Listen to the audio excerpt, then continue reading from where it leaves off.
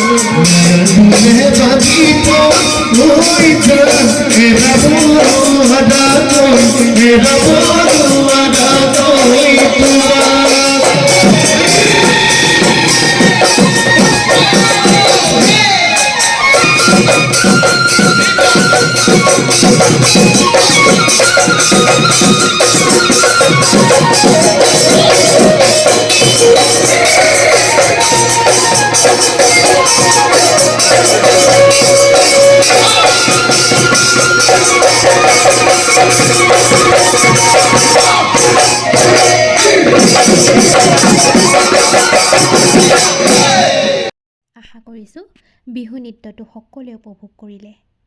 এটা নতুন ভিডিঅ'ৰ সৈতে আপোনালোকক লগ পোৱাৰ আশাৰে তেতিয়ালৈকে সকলো ভালে থাকক। ধন্যবাদ।